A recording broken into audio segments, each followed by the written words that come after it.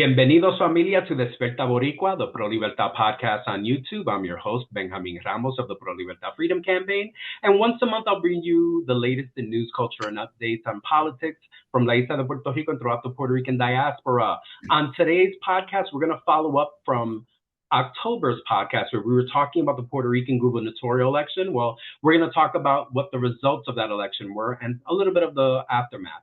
So with us today is Saulo Colon Zavala, a longtime activist, educator, and political commentator. He's going to share his perspective on this year's historic election. So welcome to Despierta Boricua, Saulo. Gracias, Ben. It's good to see you and talk to you again. Likewise. Mira, hermano, I think it's really important that we give our listening audience and those folks who just popped in for the first time a little bit of a history, because I said it was a historic gubernatorial election, but why was it historic? From your perspective, why was it historic?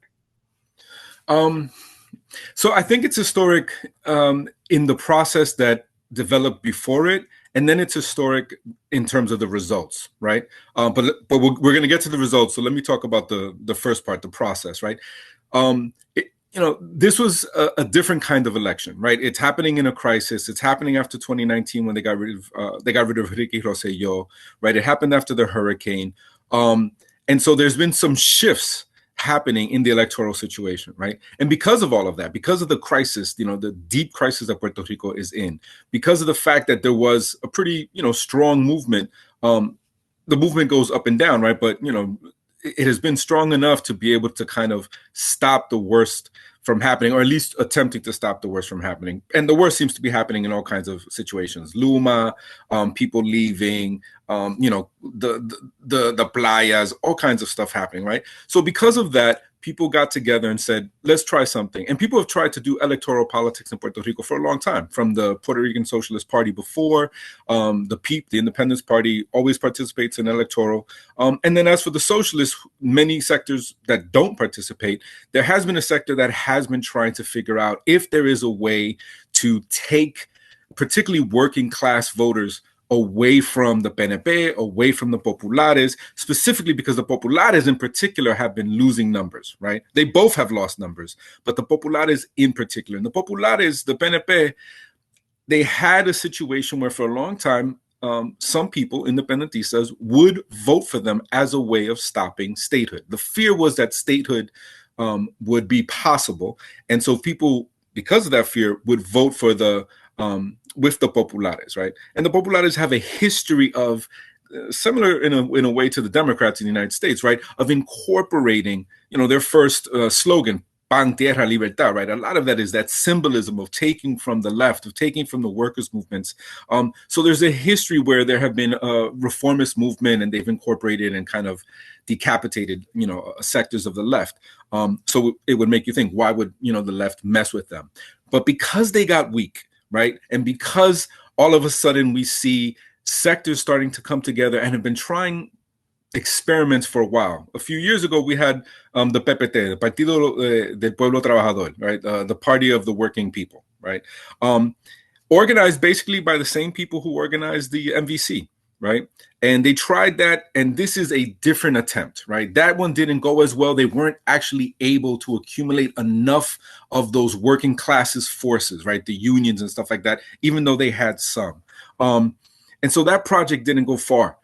Before that, some of these comrades, many of them in the Taller de Formación Política and some other organizations, they had tried to do the candidate of Neftali Garcia, a very well-known environmental activist in Puerto Rico, trying to do like a solo campaign, right? Particularly around after the time period where there was a lot of movement around the mountains, where they were trying to exploit the mountains, Las Minas. They were trying to get into and blow up some of the mountains and get to the resources underneath them. And so folks have tried to do electoral stuff to see if it's at all possible to actually give working class people a policy, a politic, a program that they could vote for, and would that be attractive, right? And electorally, many times, it hasn't been very attractive, right? And we'll get to the election now because there are some things that did change. But up until this point, it's been very hard to kind of break through electorally.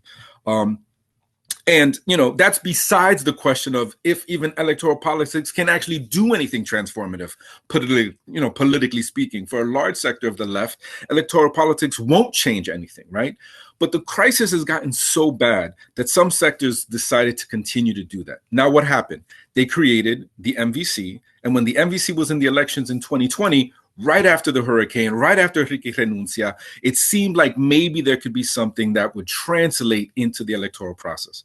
And that wasn't necessarily so, but they didn't do bad, right? And what was interesting is that the PEEP was also running separately, as it always does, and it didn't do that bad. And in combinations, their numbers basically look like they could take on at least the Populares, right? The PPD, which has been, in a sense, for a long time, the hegemonic party, but the hegemonic party that has been losing, right? That has been losing power. And in reality, the hegemonic power now is the PNP, right? The statehooders are the hegemonic party, even though statehood, if you ask the Republicans, is nowhere near on the menu. It is never going to happen, right? So the real thing that holds voters to the PNP is corruption, right? In terms of the party itself, right? The way it's able to manipulate. And a lot of that came out in this election as well. A lot of that is happening right now in the conteo. They're counting votes. They're still counting votes. And there's all kinds of dirty stuff happening. But the other part is also that people do vote. And there's always a discussion on the left of, do people vote for their material interest? Do people vote against their material interest? Do people even understand their material interest? Blah, blah, blah. That's a deep question. You need a lot of info to kind of get into that. But some things did pop up that are clear, which is people in many communities where there is a dependence on federal funds, folks are scared of losing those funds, especially when there's nothing else. And the funds are what keeps Puerto Rico afloat on some level. And that's a contradiction that needs to be dealt with, right? Because, the thing is so bad that for some folks, that's what's keeping them alive, right? Especially when the political parties use the state in a corrupt manner just to accumulate capital for themselves, which means that they're also taking away resources from working class people and what they need. However, ironically, I don't remember his name right now, but he is he creates a lot of charts and stuff like that. He's someone who studies the numbers from the electoral board, right? And so he's looking at all this data about how people voted in the municipales, in the cities and the towns. And one thing that has been pointed out is that in some of the most impoverished places, some of the poorest places in Puerto Rico, the statehooders did not win, nor did the Populares, right? In some places, the Independentistas won. Straight to the independent. What's interesting is that this alliance comes together of the MVC, Movimiento Victoria Ciudadana, right? Citizens Movement Party, Victory Movement, and then you have the Independentistas, Independence Party, coming together to form an alliance, thinking that maybe together is better and they can push something forward. And ironically, it worked, but specifically for the Independentistas, right? Dalmau did very good. At least a third of the people so far. There was 13 towns and cities that straight out voted for him above the Populares and above the PNP, right? In the referendum, that meant nothing. About a third of the people, higher than always, right? This is the at least for the Independentistas, they usually get 3-5%. Again, part of the phenomenon. We know that Independentistas were voting with the Populares because they were scared of statehood, right? A lot of that has changed, and people just came straight out. But the numbers are so large that it means that these were also new Independentistas, right? These weren't just Independentistas who had stopped voting or voted for the Populares anymore. Younger generations shifted. Or voted for the first time and went straight for Dalmau, right? And so that is interesting, right? At least hopeful in a certain way for the future. It's insane. I mean, honestly, when you look at the statistics, especially let's go back to let's time travel back 4 years, where half of the voting population did not participate in the election at all because of the corruption. The fact that there's this need. When I spoke to Carlito Alice about this, he said there is this need for an alternative. People Absolutely. are not happy with what is existing because of the massive corruption in the Puerto Rican statehood party and the corruption that exists in the Populares as well. Let's be real, all the corruption shit that's been happening in Puerto Rico for the past 15, 20 plus years has been directly in these two camps. You can't blame the PIP. The PIP has never been in power. But people are, this year, the fact that they toppled, let's remember, they toppled the PPD. It was, of course, the PNP won, but to then come in second place over the PPD is insane. This is historic. And it just shows about this need, the desperation that people have. Let's be real. I hate to use the term desperation, but people are going to vote con el arroz con habichuela. They're trying to save their rice and beans. So you say it, and it's just this, it hits like it's an amazing impact. We all have our different perspectives on electoral politics. Some of us were pushing the Alianza, some of us were not. Some of us are saying, the electoral process is BS. We're in a colony. Who's really running the colony is the U.S. government. It's not whoever is in El Fortín. I'm not El Fortín, La Fortaleza. But like, it's powerful. It's powerful to see this happen. Saulo, there's something I wanted to ask because I know you keep track of this with your work and how you're very much, you have the pulse on what's happening in the news. What was the voter turn? Would you happen to know voter turnout for this year? Because 4 years ago, the PNP was making such a big deal. We are the majority when mathematically they were talking about a quarter of the population. If half the people don't vote and the other half does, and you get half of that. Last time, I'm in elementary school. That's called a quarter. Yeah. That's not a majority. But like, how many people, if you're aware of this, how many people voted this year? And we can go on from there. So definitely, more people registered, more people voted, and clearly it could have been even more than that. Because the PNP really worked hard to limit the ability, specifically of young people, to vote. Things that they had done before that were very natural, voting booths at the colleges, registration at colleges, and so forth, did not happen. They had no intention of doing it. They purposely blocked all of that. And so the numbers were higher from last time. Saulo, I hate to interrupt. Go ahead. There were a lot in the news came out that there were people that had died years ago that registered to vote. Absolutely. For the PNP. Right. So apparently, if you're dead, you can vote. Yeah, dead estadistas came out from the ground and registered. So I just want to throw that in. Go ahead. I'm sorry to interrupt. No, absolutely, right. And so I mean that's the chanchullos, right? That's the level of corruption is not allowing live people to register to vote, right? And then bringing in information about all kinds of dead folks, and that is something what's happening right now. The one really clear corruption situation is that the judge who voted to not allow votes to continue to be counted is actually a donor to several campaigns of the statehood party, right? And so the corruption is sometimes it's so public, there's so much evidence, it's out there, right? But the inability to kind of shift or make those things matter is a problem. And one of the ironies is that sometimes when it does matter, sometimes you'll have the FBI and they'll come in, and they've done this before, and they'll grab a statehooder, right? For corruption and put them in jail and stuff like that. And that's part of the irony, right? Well, part of it because it's just straight up corruption. So they get someone, they arrest them, and it's kind of like the empire policing its colony. And one of the reasons why I always think that they target the statehooders is because they're like, look, we're never gonna let you in. Stop it, right? And you're stealing all the fucking money, right? We can swear on your podcast, right? Maldito sea, right? Yeah. And so and they're stealing money that would go to the U.S. government and U.S. corporations. Absolutely, right. So the numbers were higher. I unfortunately don't have the exact numbers. The numbers were higher than last time, but they did an enormous amount of work to try to stop that. And a lot of young folks complained, and you saw these pictures of lines of young people, 2 a.m. in the morning, waiting to register, waiting to be able to do so. And so you see that there was at least some kind of movement, some motion that folks were trying to impact have an impact electorally.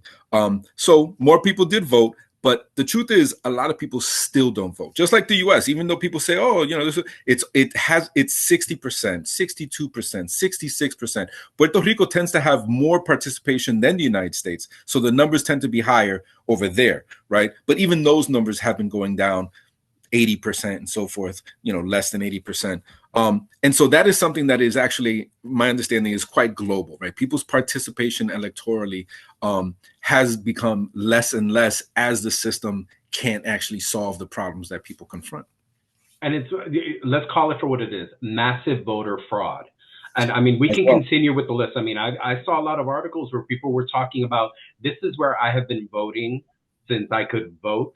And all of a sudden, when I go to my voting poll, they're telling me, "Oh no, you're registered to be in 3 municipalities away, and you better get there within the, you better take that 2-hour drive and get there before they close the polls." Which polling places were closing unnaturally early, which made no sense for workers. You get out of work at 5, 6, 7 o'clock, and your voting place where you've gone, wherever you voted, usually was open until 8 or 9 o'clock, was closing at 6 or 7. So, folks, Puerto Rico invented mass voter fraud. It's not anything, and it's we have to call it for what it is, because the massive amount of corruption, the massive amount of suppression of those people who believe that voting is the only political voice they have, the fact that voice was chopped off right then and there on November 5th was very, very scary for a lot of our folks. Let's talk about aftermath, because Puerto Rico now, listening audience, Puerto Rico, the governor right now seems to be Jennifer Gonzalez, who is a major, major force in Latinos for Trump. So Puerto Rico is now facing 4 years of Jennifer Gonzalez and Trump. Tell me a little bit about what you see with the aftermath and what your perspective is on that. Sure. And just to add to that, and Thomas Rivera Schatz, right, as the head of the the Puerto Rican House. And why is that concerning? This is a far right character, not just a statehooder. This is someone who is connected to crime, connected to violence, connected to right-wing, Cuban mafias that have done things, in decades before, whether it's assault and kill people for their views, right? So, this is not just statehooders and not just statehooders who are corrupt, right? This is also a particular sector of the political class that is violent, right? And so there is, just like in the United States, where all the elements of power belong to the GOP, the Republicans, in Puerto Rico, there's now a lot of power in the hands, courts as well, in the hands of the statehooders. So it's concerning. So as you said, and so in Puerto Rico and in the United States, you have this whole infrastructure that we're going to have to deal with. And I don't think it's unfair to call Tomas an ultra-right conservative. Like, not at all. There's the right, and then there's the ultra-right. Absolutely. And the ultra-right ran their candidates. And of course, they did their usual shit, which is, accuse people of witchcraft, accuse people of communism, accuse people of being gay. They pulled out all the stops. They might as well have said that they called Dalmau a communist. They called Dalmau, they said he was transgender. They did everything.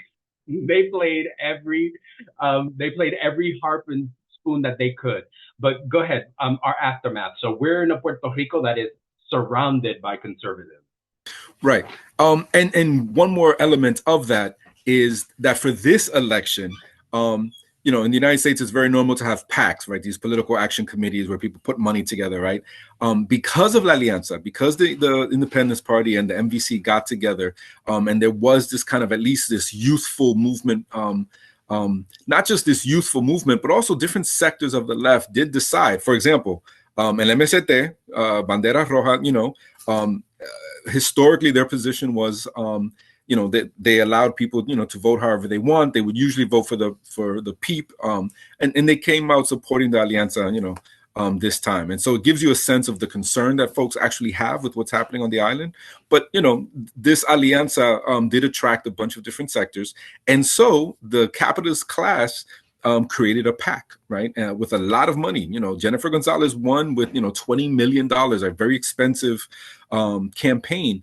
And so there was clearly an element of the capitalist class financing these elections, many also other elections, not just the governor, but also towns and cities and, congressmen and speakers and all these different candidates got funded. And so they were very active purposely because they were concerned that maybe something actually could happen, right? That maybe something that the crisis is so deep that people might respond, and people did respond. So we have a lot of people, a lot of blocking of the possibility of any electoral success, right? You have a lot of corruption, and then you add that this huge financing of all these candidates made it very difficult. And even with all of that, and they're still counting votes today, right? Even with all of that, the results were pretty significant. Right? Significant in the sense that people voted for independence. Dalmau was one of the top candidates in many towns and cities, right? That is historic. The Populares have been pushed to third place. Now, granted, they still won a lot of mayors, right? A lot of in-town mayors. They still won a lot of, positions. So it looks like they still have an infrastructure on the ground in the pueblos.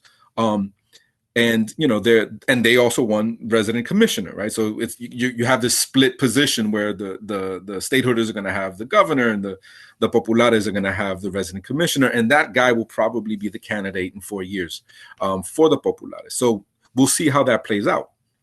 Folks, for those of you that may not be aware, the resident commissioner is a position that exists in the U.S. Congress in which there's a representative of Puerto Rico that is allowed to observe and occasionally on the whim of the U.S. government, make a statement about what they've observed and to give an opinion, but they have no voting power whatsoever.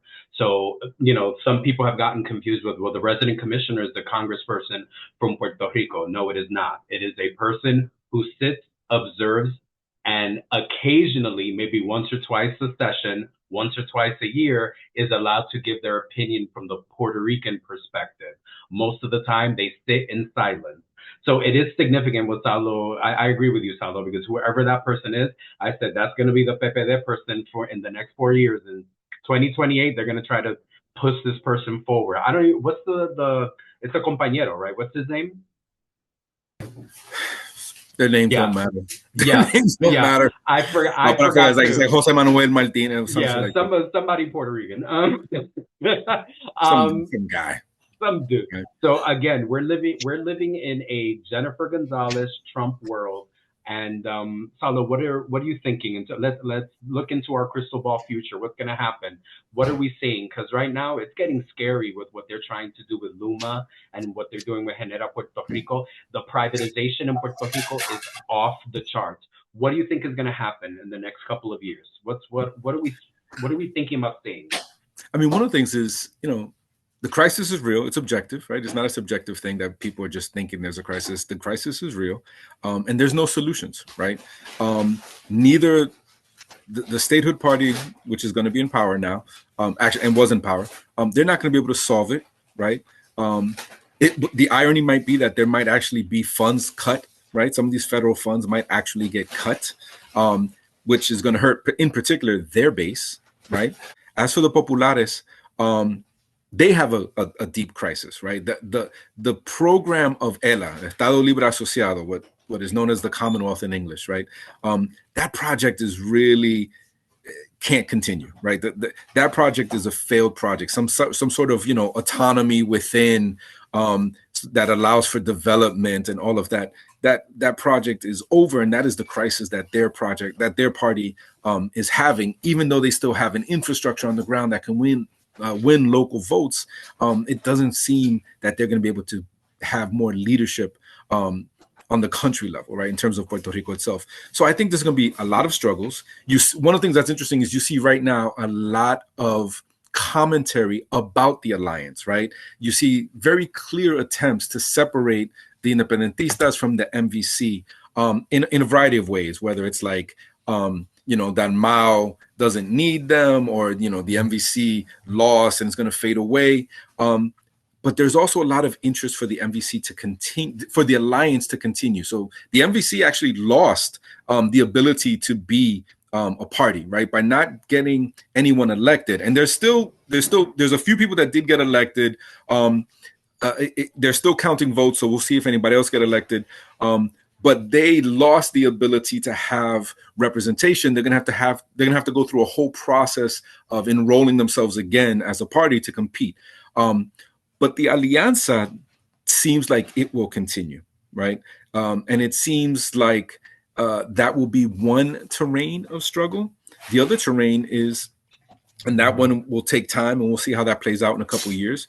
But in reality, we're going to see a lot of other things happening. As you said, the Luma situation is one of the reasons people are leaving the island. People are fed up. It's one of the reasons why young people are frustrated with either one of the two parties. And so I think we're gonna see more of that, and especially as things continue to get worse. Also paying attention to not just the fact that there's a fight for the playas, right? They're trying to privatize all these. There's a bunch of developments happening all over the island, on the west side of the island, on the east coast of the island. All these multi-million-dollar developments that tend to be for tourists and people from outside. But in conjunction with that is that the coast itself is eroding. Right. So they're building on the coast, but the coast is eroding. Right. And that's because capitalism is an illogical situation. Right. It's just trying to make money now. That's going to be another struggle going forward, because it's affecting people who live on the coast now. And we already saw the impacts of the storm. Even though Puerto Rico has been okay, Cuba got hit twice, with hurricanes, right? So that's always a concern. So I think we're still going to see many more struggles. The teachers' struggle is still happening. There's still a crisis in education on the island.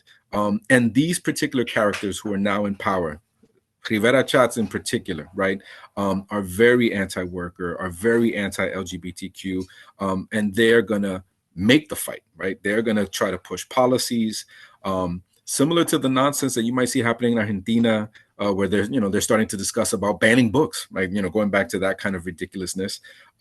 You have characters like that. And one thing that I should mention as well is there is a new political entity on the island, right? The right-wing churches have gotten themselves organized as Proyecto Dignidad and actually turned it into a party. Now, they did worse this time than last time, because it seems like many of their people actually voted for the PNP, the statehooders, out of fear of the Alianza, right? Specifically out of fear of Alianza. But this is very homophobic. This is, anti-reproductive rights sector, and they are now organized, and that is also new, right? That is also part of the kind of like the new historic situation, because they weren't organized. They were within the party before, either in the Populares, but specifically in the PNP, and now they're independent. And they found the PNP. One of the shifts happened because they found the PNP too liberal. I mean, again, Saulo and I were mentioning, the ultra right. Tomas is a part of that ultra right, but he's still pro the statehood party. Proyecto Dignidad is truly the ultra right. These were people who, they also were condemning people left and right, talking about a return to conservative values, that all of these folks were anti-family, anti-religion, pro this, pro that. So anything progressive, they demonized. And it just showed Puerto Rico is still a conservative place. A lot of people say, oh, well, it's very democratic, and socially, if they were in America, they'd probably be more aligned with the Democratic Party. I don't know, because the conservatism in Puerto Rico and the ultra right is strong. So I'm glad you mentioned that, because Proyecto Dignidad did not do great, but Proyecto Dignidad has 4 years to continue to grow. And with people like Tomas and Jennifer Gonzalez, and the fact that we've seen PNPs jump between those two parties, means that, there's, si hay esperanza para una alianza, there's also esperanza para those folks. And just backtracking, guys, just so that Saulo and I don't look completely horrible, the resident commissioner who will start in 2025 is Pablo Jose Hernandez Rivera. So I'm sure he'll be an amazing, quiet, and untapped resource in the, just like Jennifer Gonzalez was in Washington, D.C. I agree with a lot of. It'll be totally useless, but it's just a way to prepare yourself for launching for governor. Which historically it has been. But let's see what happens, because as you said, the fact that the PPD has taken over a lot of municipalities. You're right. I've had forgotten about that completely. Let's be real. I think when we look at the media and press lately, the PPD has become invisible, which is something that is probably going to be like, okay, we're invisible. How do we visibilize ourselves? We got 4 years to really do it. But yeah, you're right. There's an infrastructure there amongst el pueblo, amongst people, municipalities that's scary. And they can grow from that. So Salah, I agree with a lot of what you're saying in terms of what things are going to be getting worse, because I think a lot of these forces that are now in power in Puerto Rico are pro the gentrification, are pro the tourism, are pro the privatization of everything from left to right, are selling out Puerto Rican land, without any type with reckless abandon. Like, hey, Airbnb, if a municipality in Puerto Rico is 75% Airbnb houses, then that's great for our economy. So I agree with a lot. But Salo, what do we need to do? Because the fact of the matter is, mathematically, we have shown that the people getting una alternativa. People want an alternative. I've always said, you want an alternative, you tap into that space and you try to turn them into independentistas. That to me is my simple pro-independentista nonsense. I want to hear from you. What is it that we can do with this alternative? What do we need to do? So most likely the Alianza is going to try to continue. We mentioned Proyecto Dignidad, but we should also say that there's a very strong, trans, queer, women's community on the island that is very active. And so those are the dual forces, right? You have the far right churches and the Proyecto Dignidad, but you also have community groups, political organizations, and that are organizing in non-electoral ways, right? Whether it was taking the streets or community projects, you have a lot of these projects still happening, and they're going to continue. And if anything, what's going to be interesting is how they translate, how they see this electoral situation, right? Where even though there was probably hopes that it would maybe be a little bit better, but this is the first time this alliance played out electorally. This is the first time, and this is something that has been difficult for sectors of the left to do in Puerto Rico, right? To unify in a variety of ways. We both know about the Frente Socialista. That was, an earlier attempt of uniting left groups, but it's been very difficult, particularly for the PEEP, the independentistas, and the left to find some common ground. There's been some differences there, and this, at least with one sector of the left, or a few sectors of the left, and the PEEP doing the Alianza, has done that, right? However, even though you have a lot of community groups, you have a lot of activism, you have all of that.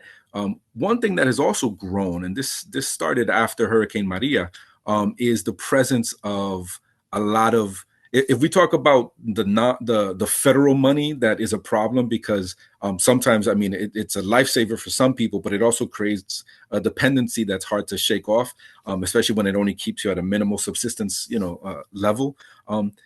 There's also nonprofit money coming into the country, right? And a lot of this nonprofit money has been funding. And, when you have increasing inability to find work that is sustainable, when you have increasing migration out of the island, when you have hospitals and schools closing down, that means that those are jobs as well that are lost.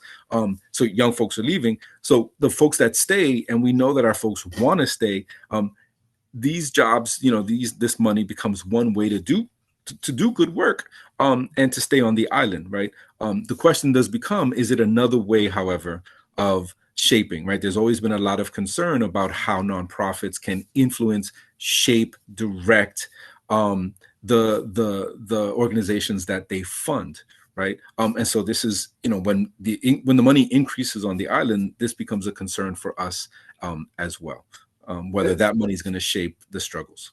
I would say the shaping takes the form of suppression, repression, rebranding, restructuring, and sometimes taking away from the politic and making it about something that it isn't a part of. And also just, once you start working with that nonprofit industrial complex, then other political work that you're involved in, that you're very publicly doing, also gets affected directly in that they start saying, if you're going to be the face of this nonprofit, of this 501c3, that stuff that you do over there, you can't be the face of either. So there's a lot of suppression, repression, and manipulation that happens, and a lot of silencing and invisibilization that the nonprofits have done. I think, that's Salo. I'm going to be talking with Hiram, another member of the Pro Libertad Advisory Board, about having that talk about what nonprofits do. We've seen that here in a lot of social justice work. We've seen that, and it's happening in Puerto Rico. And I'm glad you're bringing it up because I agree with you. I think also, again, we're seeing this, and it's happened, it happened here with the way the Democrats from here were supporting La Alianza. They're throwing in a lot of nonprofit money. They're throwing in a lot of funding, and that funding comes with a lot of gag orders and a lot of manipulation of politics. So I'm glad you mentioned that because that's going to be another thing we talk about on this podcast with Hiram, which is one of his favorite things to discuss. Um, so Saulo, give us some parting words, bro. What do you think? Puerto Rico has 4 years now, and I keep saying it, under Jennifer and under Trump. What do you think is going to happen? Tell me again. On one level, I think we're probably going to see an increase in struggle, right? Just because, one, the crisis doesn't go away. And as we saw under Trump, whenever he said something like, we're going to deport people, took over the airports, right? I mean, so the level of struggle will most likely increase because it will have to. Because the crisis will continue, right, or get worse. However, it'll probably be difficult. We already see that they're trying to say things like certain nonprofits can now be labeled terrorists, can have their funding cut off, right, if they advocate for Palestine. We know that the issue of Palestine in Puerto Rico is a strong one, very much supported by a variety of different groups. So how that will play out will be concerning. But at the same time, we see groups organizing, right? We see younger groups organizing here in the diaspora, making links, going to Puerto Rico, spending time there. And so the links between both sides of our community grow. They're strong. That'll play out qualitatively, right? Probably in the sense of, even though if it's not a lot of groups of people that are taking the position of being in an organization and doing specific left work. It does mean that the links are there and that people are going to learn from them and try to create better experiments. I am concerned about the increasing number of people that are leaving the island.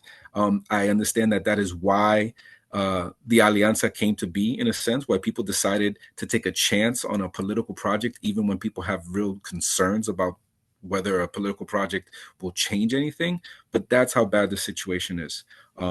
And I think we're going to see the struggle go forward. My hope is that because that struggle will increase, what happens, not just 4 years, right, but continuously, what happens with each growing generation that starts to understand that the way to sustain Puerto Rico is less and less, right, that the crisis continues, that maybe we'll be able to create a deeper kind of break than just what electoral politics can provide. Absolutely, and hopefully this people will understand that the root of all of this is U.S. colonialism, and that it's not just about social justice issues that somehow they've been, a lot of people have been convinced that these things happen in a vacuum. No, the status issue is huge. The very root, everything in Puerto Rico that's corrupt and happening is a symptom of a larger disease, and that disease is colonialism. I love the fact, Salo, you end on hope. I think that's all we can ever do is to land on hope, because that's how we move forward. Our people are about struggle. Our people are about pushing forward. So it's going to be an interesting 4 years with Trump and Gonzalez. I keep saying that. And I think the repression and suppression and oppression is going to be on the rise. But again, I love the way you said it. Our people, who knows? We could be next summer doing solidarity events, getting rid of Jennifer the way they did 2 summers ago. It could happen. Exactly. We didn't think that would happen, and it happened. And it happened. So have faith in the people. Absolutely. That's exactly. So mira, familia, this has been your December edition of Despierta Boricua. Many, many thanks to our brother Saulo for joining with us today. Thank you for being our listening audience. I'm going to do the YouTube commercial. If you like this video, share it, like it, subscribe to the channel, click the notification bell.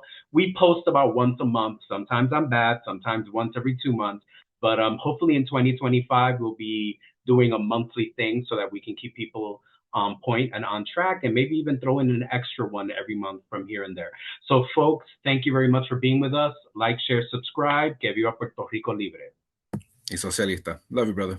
Hablamos.